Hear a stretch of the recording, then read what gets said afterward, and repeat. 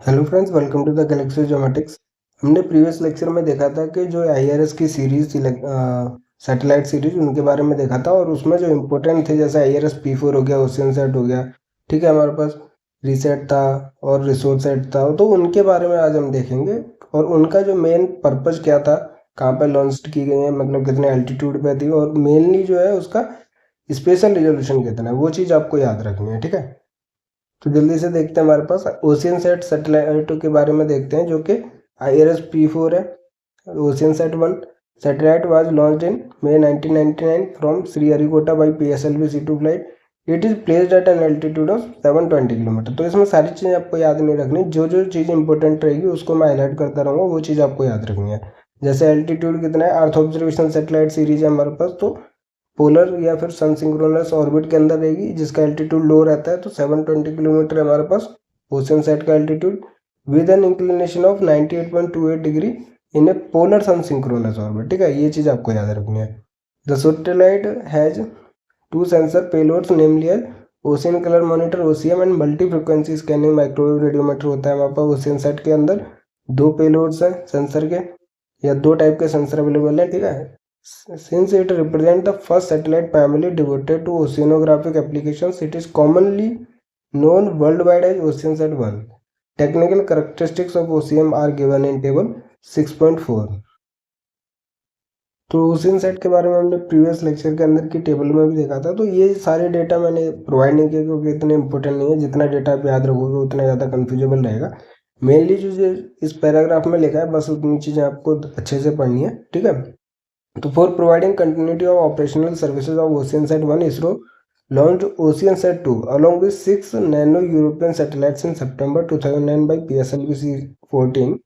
Satellite has 3 payloads. इसके अंदर हमारे पास 3 सेंसर्स होते हैं। OCM होता है हमारे पास, एक KU बैंड का पेंसिल बीम स्कैटरोमीटर होता है, और एक रेडियोमीटर का occultation sounder satellite dedicated to ocean research के लिए। तो आपको साफ पता चल रहा है कि जो ओशियन सेट के सैटेलाइट्स हैं वो ओशियन रिसर्च के लिए हमारे पास, ठीक है। एक चीज़, ये चीज़ याद रखनी है, उनका एल्टीट्यूड 720 किलोमीटर है, वो चीज़ याद रखना है।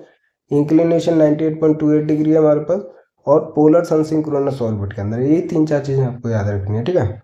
तो the main objective of OceanSat-2 include study of surface.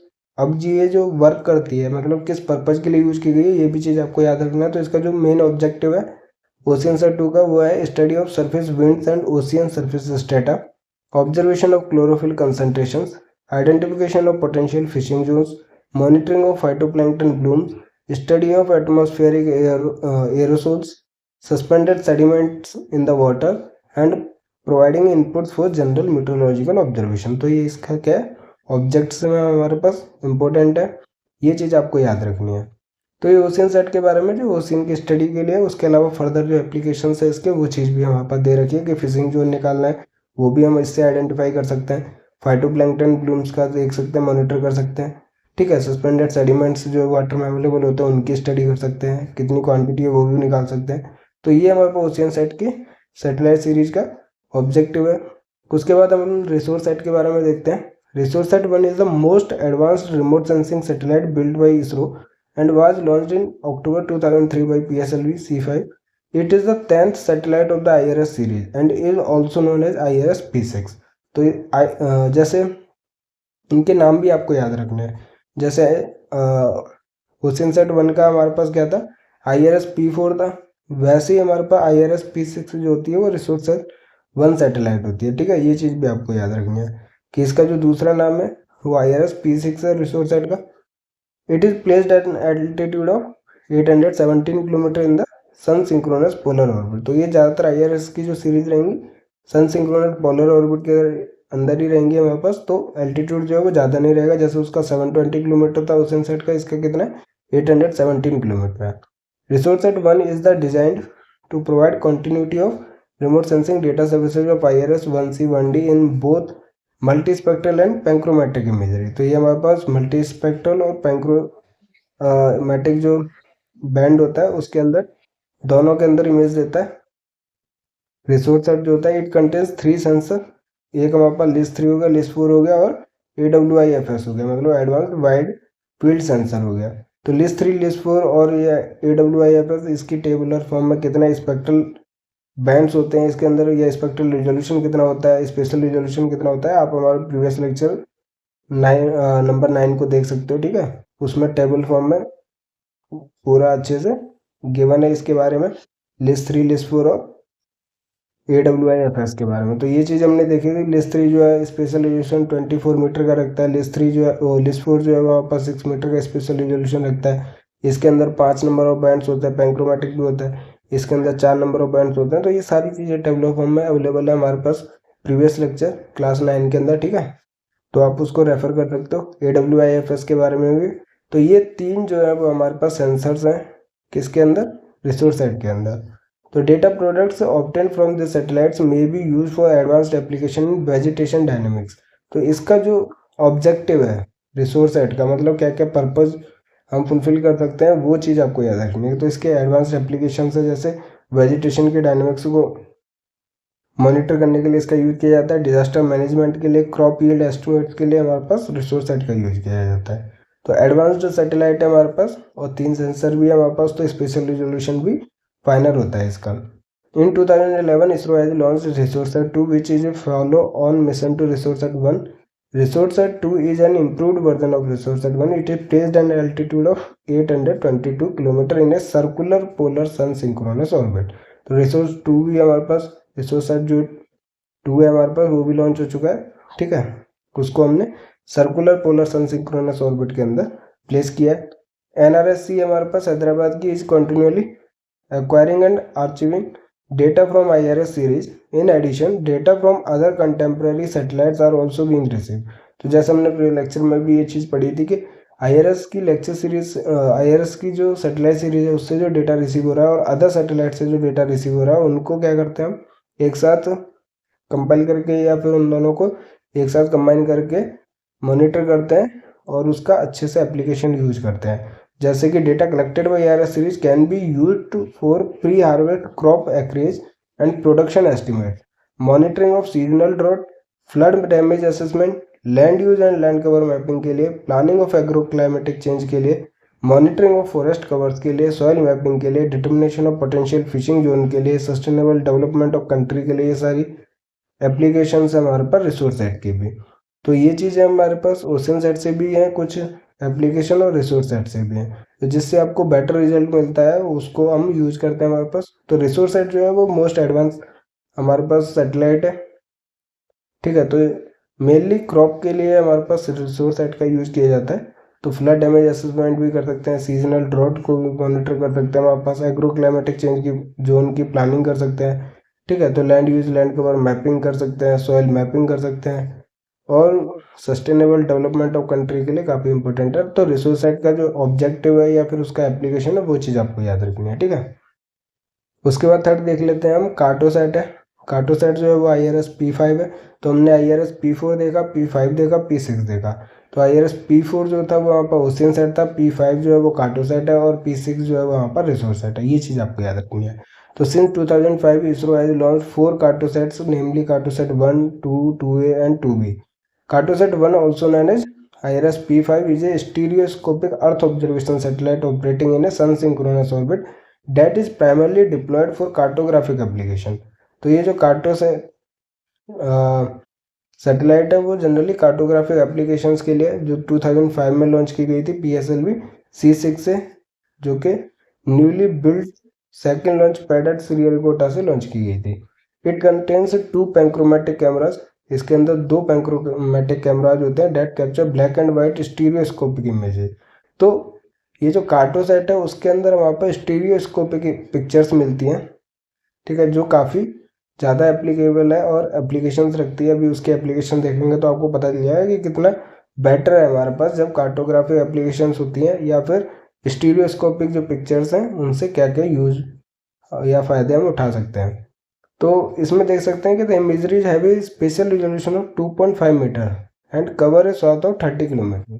काफ़ी फाइनल रिजोल्यूशन होता है, 2.5 मीटर है हमारे पास, और स्वाथ जो है जो ग्राउंड का विड्थ कवर करता है हमारे पास कितना 30 किलोमीटर है हमारे पास ग्राउंड स्वाथ। ठीक है, कार्टोसैट का। Cartosat 2, also known as IRS P7, is another Earth observation satellite having a circular polar sun synchronous orbit and capable of providing scene specific imagery from cartographic applications. It was launched by PSLV in January 2007 and placed at an altitude of 630 kilometre. तो इसका जो altitude है एक तो वो कम है हमारे पास, inclination जो है वो भी कम है, 97.91 डिग्री है हमारे पास, ठीक है, एज कम्पेयर टू रिसोर्सेट एंड ओशियनसेट। तो इसके अंदर दो पैंक्रोमेट्रिक कैमराज होते हैं जिनकी स्पेशल रिजोल्यूशन कार्टोसेट 1 का जो था वो 2.5 मीटर था। कार्टोसेट 2 का जो पैंक्रोमेट्रिक कैमरा यूज करते हैं उसका spatial resolution less than 1 metre होता है, मतलब काफ़ी फाइनर इमेजेस हम इससे फाइंड आउट कर सकते हैं with a ground swath of 10 kilometre. तो कार्टोसेट 2 जो है वो काफ़ी एडवांस्ड वर्जन है और फाइनर डिटेल्स हमारे पास देता है Cartosat 2। Cartosat 2A was launched by PSLV C9 in April 2008 along with an Indian mini satellite IMS-1 and 8 other nano research satellite belonging to Canada, Denmark, Germany, Japan and Netherlands। तो ये सारी चीज़ें आपको याद नहीं रखनी है, आपको याद रखना है कि इसका एल्टीट्यूड कितना है 635 किलोमीटर है with an inclination of 97.94 degree और इसका जो स्पेशल रिजोल्यूशन है वो लेस देन 1 मीटर है, ठीक है, मतलब बेटर देन 1 मीटर है हमारे पास स्पेशल रिजोल्यूशन। तो सबसे पहले हमने 2.5 मीटर का देखा, उसके बाद हमने 1 मीटर से बेटर रिजोल्यूशन देखा है, तो काफ़ी फाइनल स्पेशल रिजोल्यूशन होता है वहाँ पर कार्टोसैट सैटेलाइट का। तो स्वात जो है इसका भी 9.6 किलोमीटर है कार्टोसैट 2A का।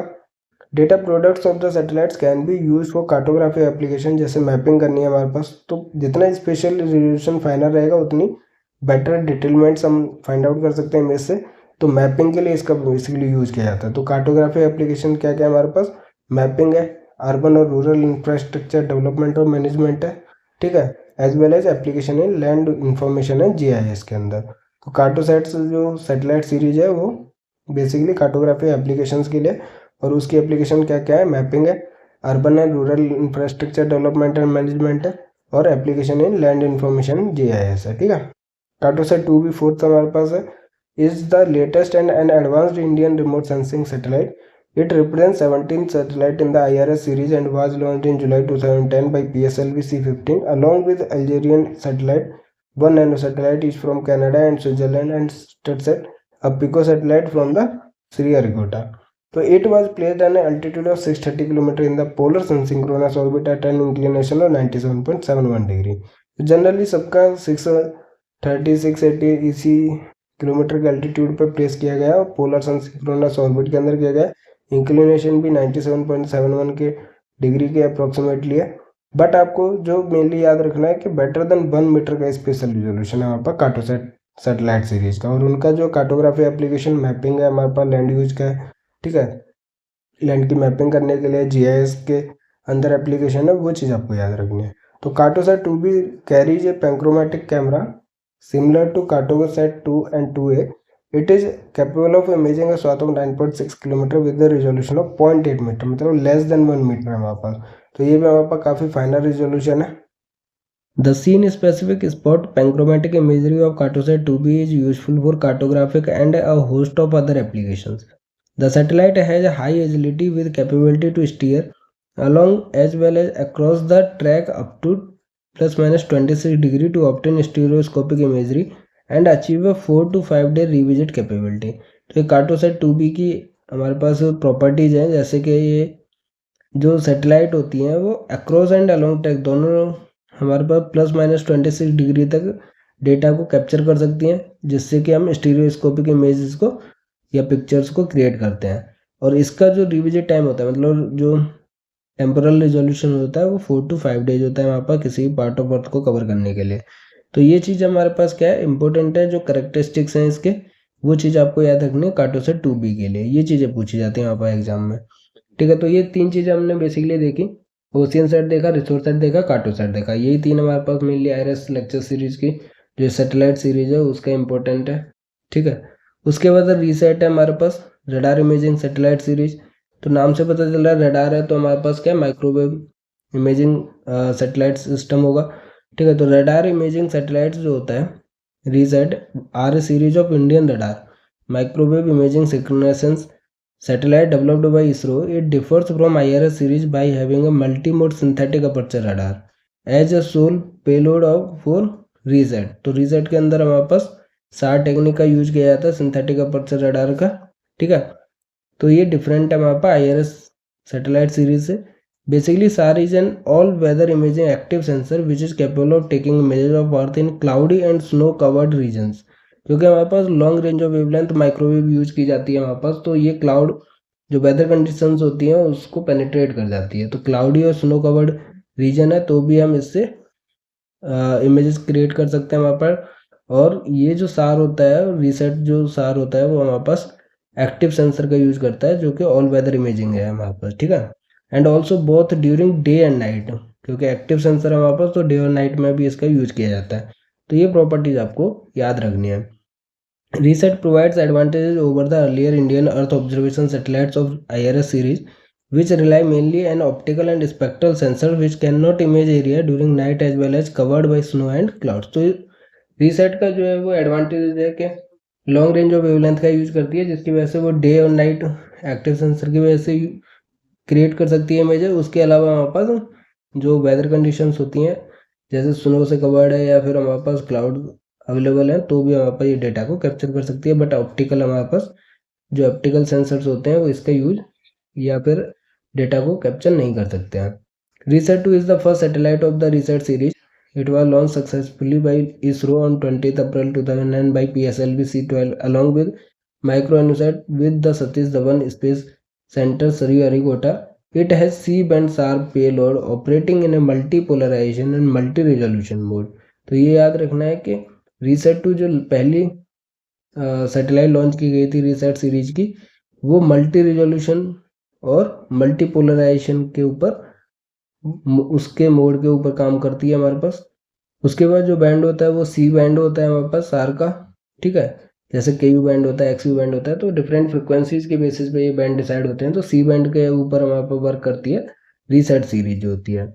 It is placed at an altitude of 550 kilometre above the earth surface and having an inclination of 41 degree. Inclination काफ़ी कम रहता है वहाँ पर, एल्टीट्यूड भी काफ़ी कम रहता है। RISAT 2 weighed about 300 kilogram and was jointly manufactured by ISRO and Israel aerospace Industries Space Division। On the other hand, ANUSAT, which is the first experimental communication satellite developed by Anna University, Chennai, under the overall guidance of ISRO, demonstrates technologies related to message store and forward operations। तो mainly आपको जो याद रखने हैं reset के बारे में वो ये हमारे पास लाइन्स है कि it has C band SAR payload operating in a multipolarization and multi-resolution mode at an altitude of 550 kilometre from the earth surface and inclination जो होता है 41 डिग्री होता है, ठीक है। और ये जो है ऑल वेदर एक्टिव सेंसर्स होते हैं, ठीक है। तो ये मेन चीज़ें आपको याद रखनी है। रीसेट 2 के बारे में देखते हैं, उसी के बारे में हम फिर से आगे पढ़ लेते हैं। तो इसमें हम देखेंगे कि कैसे रीसेट का जो एप्लीकेशन से यूज किया जाता है। तो reset 2 enhances ISRO's capability in earth observation with microwave remote sensing. Its basic focus is on agriculture and to provide requisite temporal sampling capability which is important for monitoring kharif crop produced during monsoon season। तो basically ये जो reset है वो agricultural को monitor करने के लिए है या फिर क्रॉप मॉनिटरिंग के लिए, क्योंकि इसका जो टेम्पोरल सैम्पलिंग है वो हेल्प करता है कि बार बार उस पार्ट ऑफ अर्थ को या उस क्रॉप की फोटोज लेके हम मॉनिटर कर सकें कितनी ग्रोथ है, क्या हमारे पास उसके जो चेंजेस हैं उनको डिटेक्ट करते हैं हमारे पास, ठीक है। तो एग्रीकल्चरल पर्पज़ के लिए रीसेट 2 का यूज़ किया जाता है।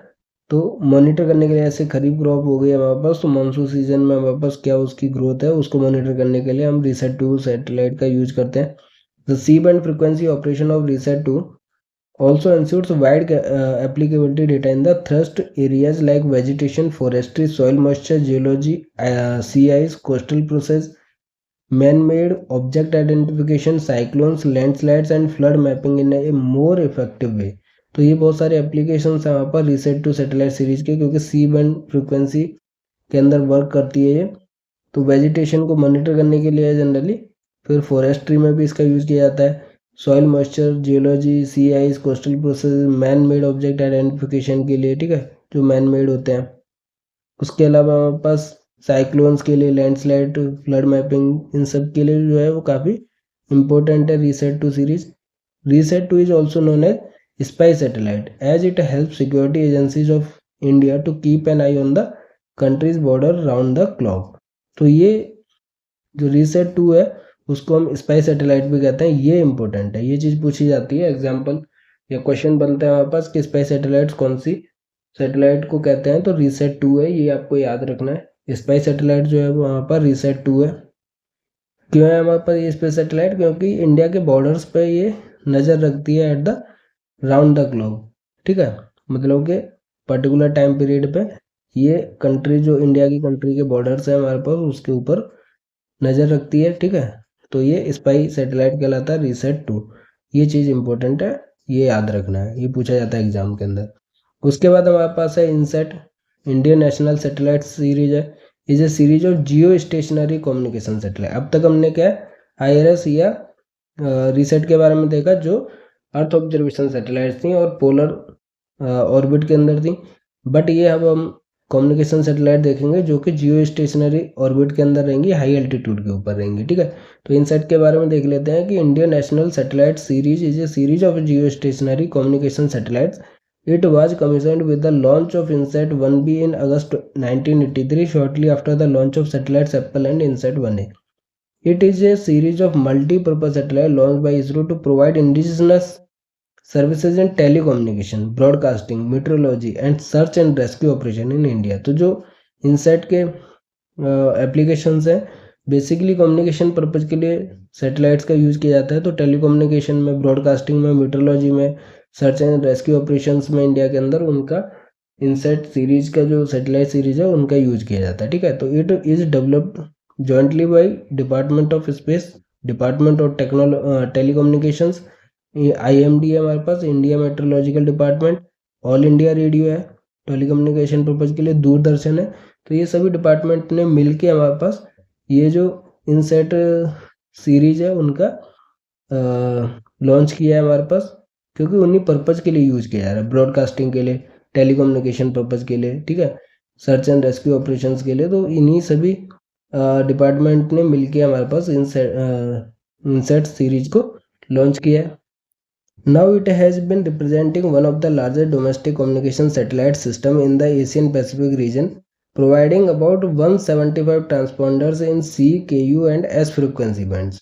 तो सबसे लार्जेस्ट डोमेस्टिक कम्युनिकेशन सैटेलाइट हो गया है जो सिस्टम है वहाँ पर इनसेट सीरीज का, ठीक है, जो कि 175 ट्रांसपॉन्डर्स रखता है, डिफरेंट फ्रिक्वेंसीज में हमारे पास ऑपरेट करते हैं। K बैंड हो गया, KU बैंड हो गया, C बैंड हो गया, S बैंड हो गया। वहाँ पर फ्रिक्वेंसी के बेसिस पे ये बैंड्स डिपेंड होते हैं। ये हमने पहले भी लेक्चर सीरीज वीडियो के अंदर देखा है, जब हम माइक्रोवेव के अंदर देख रहे थे, रिमोट सेंसिंग के अंदर हमारे पास लेक्चर सीरीज के अंदर वीडियो में अवेलेबल है कि कौन सी रेंज ऑफ फ्रिक्वेंसी को कौन सा बैंड कहते हैं हमारे पास, जब हम माइक्रोवेव के बारे में देख रहे थे, ठीक है।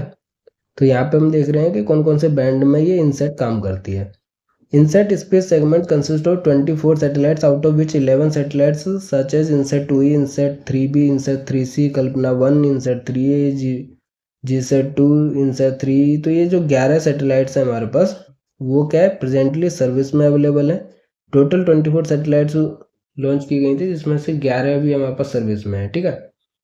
तो satellite of INSAT series are monitored and controlled by the master control facilities at Hassan and Bhopal. तो जनरली इन सभी सैटेलाइट्स का एक मास्टर कंट्रोल स्टेशन होता है जो कि भोपाल के अंदर अवेलेबल है।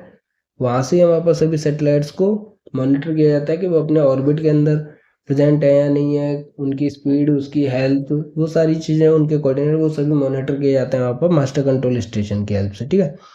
Satellites of INSAT series are commonly placed at an altitude of about 36,000 kilometre, मतलब हाई अर्थ ऑर्बिट के अंदर रहती हैं कम्युनिकेशन सैटेलाइट, ये हम जानते हैं, ठीक है। Above the equator in Jio stationery orbit, और जियो स्टेशनरी ऑर्बिट के अंदर प्रेजेंट रहती हैं। जो कम्युनिकेशन सैटेलाइट्स होती हैं हाई एल्टीट्यूड के अंदर रहती हैं, और जियो स्टेशनरी भी हमने पढ़ा है कि वो अर्थ के साथ सेम स्पीड के साथ ट्रेवल करती हैं सैटेलाइट्स। तो एक ही पॉइंट पे लगता है कि एक ही पॉइंट ऑफ अर्थ सरफेस को वो कवर करती हैं, ठीक है, उसी के ऊपर प्रेजेंट रहती हैं, क्योंकि स्पीड जो रोटेशन है अर्थ का और जो सैटेलाइट्स का स्पीड है हमारे पास वो मैच करता है, इसलिए जियो स्टेशनरी सैटेलाइट्स कहलाती हैं, जो कम्युनिकेशन पर्पज में यूज की जाती हैं। As a consequence they remained at a fixed position relative to earth. तो जो चीज़ मैं बात कर रहा था कि as a consequence they remained at a fixed position relative to earth Bhopal. Satellites of INSAT series are commonly placed at an altitude of about 36,000 km above the equator in the geostationary orbit as a consequence। ये फिर से लिख गए हैं, लेकिन simple सी चीज़ है कि जो सैटेलाइट्स कम्युनिकेशन पर्पज में यूज़ की जाती हैं वो हाई एल्टीट्यूड पे प्लेस की जाती हैं, जियो स्टेशनरी ऑर्बिट के अंदर प्लेस की जाती हैं। तो इनका जो स्पीड रहता है सैटेलाइट्स का अपने ऑर्बिट के अंदर मूव करने का, और हमारे पास अर्थ के रोटेशन का सेम रहता है हमारे पास, ठीक है, कि अर्थ रोटेट कर रही है और जो भी हमारे पास सैटेलाइट है उसका जो स्पीड है वो भी सेम रहता है। तो जब ये जो सैटेलाइट है जिस पार्ट ऑफ अर्थ के ऊपर अवेलेबल है वो हर टाइम पे वहीं पे अवेलेबल रहेगी, क्योंकि ये जो रोटेशन की स्पीड है और जो इसकी सैटेलाइट की स्पीड है वो दोनों इक्वल होती हैं, तो एक ही पॉइंट के ऊपर वो प्लेस्ड रहती है और वहीं पे वो प्रेजेंट रहती है वहाँ पर सैटेलाइट। तो वो कम्युनिकेशन पर्पज में यूज़ की जाती है, ठीक है। तो ये जो सैटेलाइट्स होती हैं इनसैट सीरीज की वो जियो स्टेशनरी ऑर्बिट के अंदर अवेलेबल रहती हैं about 36,000 kilometre altitude of the earth surface, ठीक है। तो आज के लेक्चर सीरीज में यही सब चीज़ें हैं, और हमारे पास वर्ल्ड में कौन कौन सी सैटेलाइट्स लॉन्च की गई हैं उनके बारे में नेक्स्ट वीडियो के अंदर देखेंगे। अब तक हमने क्या इंडिया के बारे में देखा है कि इंडिया के स्पेस प्रोग्राम ने कौन कौन सी सैटेलाइट सीरीज को लॉन्च किया उसके बारे में पढ़ा है। अब हम वर्ल्ड के बारे में पढ़ेंगे, ठीक है। इकोनॉस हो गया, ठीक है, ऑर्बियो हो गया, GOI हो गया, उनके बारे में देखेंगे। तो आज का वीडियो पसंद आया तो लाइक कीजिए, दोस्तों के साथ शेयर कीजिए। मेन जो टॉपिक्स है हमारे पास जो एग्जाम में पूछा जाता है उस पर मैंने फोकस किया, वही चीज़ें आपको मेनली याद रखनी है।